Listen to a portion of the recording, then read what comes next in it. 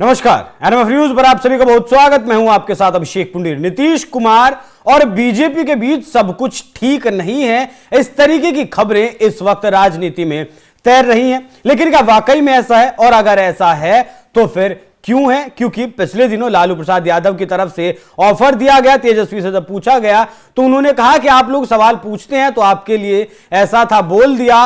मनमोहन सिंह की अंत्येष्टि के लिए श्रद्धांजलि देने के लिए दिल्ली आए। कहा गया कि जेपी नड्डा के साथ बैठक प्रस्तावित है, अमित शाह के साथ बैठक होनी है। लेकिन यात्रा जितने दिन की थी उससे एक दिन पहले ही वो पटना पहुंच गए। बीजेपी के किसी भी बड़े आला कमान से वो नहीं मिले। इसी साल बिहार में विधानसभा का चुनाव होने वाला है और नीतीश कुमार हमेशा से सत्ता के शीर्ष पर रहे हैं। तो क्या लड़ाई इसी बात की है? क्योंकि बीजेपी के नेताओं की भी तरफ से भी कई बयान आए हैं। बिहार की राजनीति को भीतर तक समझने वाले हमारे वरिष्ठ सहयोगी पंकज प्रसून आज बताएंगे कि आखिरकार इसके पीछे की असली वजह क्यों है। नीतीश कुमार और बीजेपी के बीच सर खटपट वाकई में है? अगर है तो क्यों है? हम डे वन से एनएमएफ न्यूज पे बार बार बोल रहे हैं कि कोई खटपट नहीं है। नीतीश कुमार भारतीय जनता पार्टी के साथ मिलकर चुनाव लड़ने वाले हैं। ये चुनाव नीतीश के चेहरे पर लड़ा जाएगा। अब देखिए, इतने दिनों से देखिए, दिल्ली की कुछ मीडिया है ना, उसको चाहिए मसाला, और उनको बिहार की जमीनी हकीकत के बारे में कुछ पता होता है नहीं। वो यहां बैठ के बड़ी बड़ी बातें करते हैं। मैं हकीकत बताता हूं क्या है। दरअसल बिहार विधानसभा के चुनाव होने हैं जी। पहले दौर की बातचीत हो चुकी है नीतीश कुमार और भारतीय जनता पार्टी में। ठीक है। पहले दौर की बातचीत में यह हुई कि दोनों ने कहा कि हम 50-50 करेंगे। ठीक है। अभी बिहार में बीजेपी की सीटें कितनी है? 76, और नीतीश कुमार की सीटें कितनी है? 45। नीतीश कुमार गए और देखिए, जब भी कोई बातचीत के टेबल पे जाता है तो थोड़ा सा अपना हाई एक्सपेक्टेशन रख के जाता है। नीतीश कुमार ने कहा कि 50-50 बांटेंगे। बीजेपी ने कहा कि ठीक है, हमारा 70 से ऊपर है, 76 है, और आपकी 45 है, फिर भी आप 50-50 करना चाहते हैं तो आपकी मर्जी, लेकिन हम दे देंगे आपको 50। लेकिन एक काम कीजिए, एनडीए के जो बाकी सहयोगी दल हैं, जैसे जीतन राम मांझी हैं, उपेंद्र कुशवाहा हैं, चिराग पासवान हैं, अपने 50 में से उन्हें दे दीजिए। नीतीश कुमार ने कहा कि जीतन राम मांझी को तो दे देंगे, वो तो कम सीट मांग रहा है। लेकिन उपेंद्र कुशवाहा और चिराग को थोड़ा सा दिक्कत है, इतना हम एडजस्ट करें। तो बातचीत हुई कि अगले दौर की बातचीत होगी। फर्स्ट राउंड में इतना तो तय हुआ ना।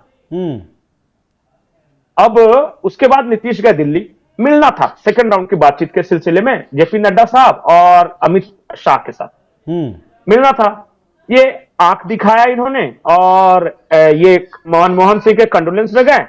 तब तक पता चला कि बिहार में बीपीएससी को लेकर हंगामा हो गया और वहां क्या किया कि पुलिस ने लाठीचार्ज कर दिया। हाँ, लाठीचार्ज हो गया। अब नीतीश कुमार और भाजपा ने दोनों, क्योंकि सरकार दोनों की कंबाइंड है, तो बीजेपी ने ये कहा कि एक काम कीजिए, आप जाइए, हम बातचीत कर लेंगे। आप बोलिएगा तो हम पटना आ जाएंगे, या फिर आपको जब इच्छा हो तो दिल्ली आ जाइए, पहले उसे संभाल लो। और वो चले अपना कट शॉट करते हुए। 2 दिन का दौरा था, एक दिन में ही वो वापस चले आए। अब वापस चले आए, अब लुटियंस मीडिया को मिल गया मसाला। अरे वाह, एक ही दिन में क्यों वापस चले आए? नीतीश कुमार नाराज हैं। और उस बीच क्या हुआ कि आरिफ मोहम्मद खान साहब राज्यपाल पद की शपथ लेने थे, तो सारी पार्टियों को बुलाया गया था वहां। अब सारी पार्टियों को बुलाया गया और तेजस्वी यादव ने पैर छू के प्रणाम किया। अक्सर करते हैं, हमेशा, ये नई बात नहीं। नीतीश कुमार ने भी सर पे हाथ रख दिया, वो फोटो क्लिक कर लिया किसी ने, ये देखिए तेजस्वी यादव को आशीर्वाद दे दिया। तो क्या करना चाहिए था? अगर कोई आपको पैर छू के प्रणाम कर रहा है तो बिहार का संस्कार है, छोटा है, भतीजा मानता है, चाचा बोलता है, पिताजी का दोस्त है, पैर छू के प्रणाम किया तो आशीर्वाद ही देंगे ना। और अगर उसमें कुछ गड़बड़ होती तो देखिए, स्पीकर जो है वहां पे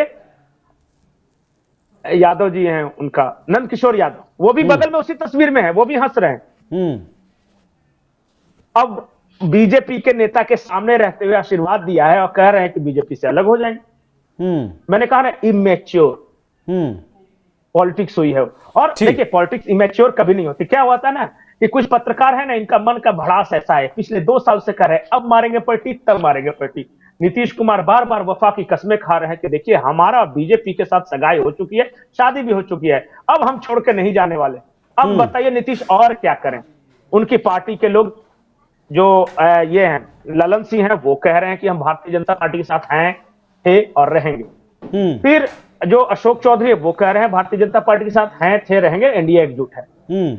सारे लोग कह रहे हैं, जो उनके प्रदेश अध्यक्ष है वो कह रहे हैं। नीतीश कुमार ने एक बार कह दिया कि हम कहीं नहीं जाने वाले। नहीं, चुप्पी तो फिलहाल साधे हुए हैं ही नीतीश कुमार, इस बारे में तो कोई कहना सुनना नहीं है। लेकिन सर मैं ये चाहूंगा कि अगर जो 50% सीटें अगर बीजेपी देती है जेडीयू को, उसमें से जेडीयू तैयार नहीं होती है पासवान, उपेंद्र कुशवाहा, मांझी को सीटें देने के लिए, उसके बाद क्या? मांझी को देने के लिए तैयार है, मांझी को छोड़ दीजिए, चलिए पासवान और उपेंद्र कुशवाहा को अगर देने के लिए तैयार नहीं है फिर क्या? नहीं, अभी तो पहले दौर की बातचीत हुई है ना। इन्होंने तो कहा ना कि 3-4 दौर की बातचीत होगी, अक्टूबर नवंबर में चुनाव होने वाले हैं। ऐसा तो है नहीं कि कल को चुनाव। अच्छा, आरजेडी ने कर लिया क्या फैसला कांग्रेस के साथ? तो अभी मुकेश सहनी से तो बात ही कर रहे हैं ना, तो ये तो कम से कम यहां तक पहुंच गया है ना कि चलिए भाई हम 50-50 कर लेंगे। जीतन राम मांझी को देने के लिए नीतीश अपने कोटे से तैयार है। अब बचा बात चिराग पासवान, उपेंद्र कुशवाहा उन्हीं के थे ही, वहीं से आए हैं, तो उसमें बातचीत हो जाएगी। या चिराग पासवान देखा जाएगा कि बीजेपी के कोटे से मिलती है, उनका मिलती है, बहुत ज्यादा समस्या नहीं है। चिराग पासवान वो कड़ी हैं जो फंस सकती है बात। फंस नहीं, देखिए जब बातचीत होता है ना तो कुछ फंसती है, तभी तो बातचीत करेंगे। जब सब कुछ तय ही रहता तो फिर काहे का बातचीत। और राजनीतिक दल जब 4 दल मिले हुए हैं, आपस में जब बैठ के बातचीत करेंगे। अच्छा, जीतन राम मांझी ने भी साफ कहा कि नीतीश तो यही है हमारा। जीतन राम मांझी ने तो कहा कि आरजेडी टूटने वाली है, आप घबराइए नहीं। और देखिए क्या होता है मैं आपको एनएमएफ न्यूज पे आज पूरी प्रामाणिकता के साथ ये कह रहा हूं, मकर संक्रांति के बाद देखिएगा आरजेडी क्या। नहीं, मकर संक्रांति के बाद तो बहुत सारी अटकलें हैं पंकज जी के। मकर संक्रांति के बाद तो सत्ता परिवर्तन हो जाएगा या नीतीश कुमार चले जाएंगे। अच्छा सुनिए, ये बात तो तय है कि बीजेपी बिहार में इस बार ये जो चुनाव 2025 का है वो नीतीश कुमार के चेहरे पर लड़ेगी, ये फाइनल है, इसमें कोई किंतु परंतु वाली बात नहीं है। लेकिन यह भी सच है कि नीतीश कुमार बिहार में जो बीजेपी की लीडरशिप है उससे बात नहीं करते, वो सीधे दिल्ली बात करते हैं। और क्या दिल्ली बातचीत करने में, उन्हें डायरेक्ट बातचीत करने में कोई दिक्कत है? इसी वजह से आरिफ मोहम्मद खान को वहां भेजा गया। नहीं, मैं बताता हूं। नीतीश कुमार बीजेपी का जो स्थानीय नेतृत्व है उसके साथ 25 साल से है। 25 साल। जितनी तेजस्वी की उम्र है ना, उतना दिन तो ये बीजेपी के साथ है, बीजेपी के साथ है। अब रही बात, आप करें आला कमान, अब कल को जाके कोई बोल सकता है कि एकनाथ शिंदे तो अमित शाह से बात करते हैं, तो वहां पे खटपट है। ऐसा थोड़ी ना होता है, पार्टी एक ही है और एक ही तरीके से सारी बातचीत हो रही है। ये सब देखिए, ये शिगुफा है, बैठे बिठाए कुछ मौका नहीं है, कुछ दस्तूर नहीं है, कोई खबर नहीं है। बिहार में चुनाव आने वाले हैं तो मसाला लगा रहे हैं। आप बताइए, एक बात बताइए कि किसी नीतीश की पार्टी के किसी एक नेता ने कहा हो कि हम एनडीए में नहीं है। चलिए ठीक है। आरिफ मोहम्मद खान पर एक लाइन सर, एक लाइन आरिफ मोहम्मद खान की नियुक्ति पर, एक लाइन बस। नहीं, मैं बताता हूं आरिफ मोहम्मद खान को क्यों नियुक्त किया गया है। आरिफ मोहम्मद खान विद्वान व्यक्ति हैं। बिहार में बीजेपी की कोशिश यह है कि पसमानदा समाज के एक तबका भारतीय जनता पार्टी को वोट करे, क्योंकि जो तबका नीतीश कुमार को वोट करता था उसमें प्रशांत किशोर की नजर है और प्रशांत किशोर उस तबके को भड़का रहे हैं। तो आरिफ मोहम्मद खान, बीजेपी, नीतीश कुमार, ये पॉलिटिकल ये नहीं है, लेकिन एक मैसेज होता है। और मैं आपको बता रहा हूं, नीतीश कुमार जब सरकार में आए तो एक दलित महादलित के बीच में यह था कि महादलित नीतीश कुमार को देते हैं, दलित रामविलास पासवान को देते हैं। आज दोनों एक साथ हैं कि नहीं? मैं आपको बता रहा हूं कि पसमानदा मुसलमानों का अधिकतर वोट नीतीश कुमार को मिलने जा रहा है।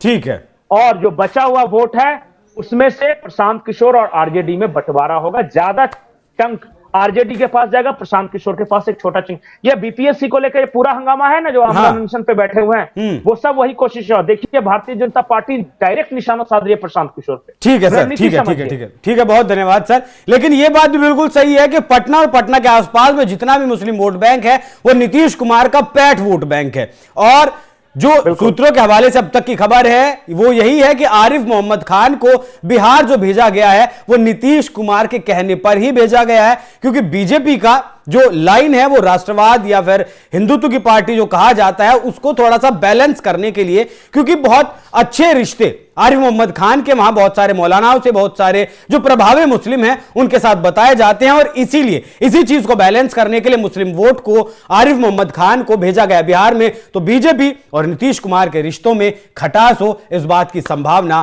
पैदा भी नहीं होती। बाकी नीतीश कुमार के नेतृत्व में बिहार का 2025 का चुनाव लड़ा जाएगा। चुनाव के बाद क्या कुछ होता है वो देखने वाली बात होगी। पंकज जी, एक बार फिर आपका बहुत बहुत धन्यवाद। दर्शकों, चर्चा कैसे लगी कमेंट कर जरूर बताइएगा। नमस्कार।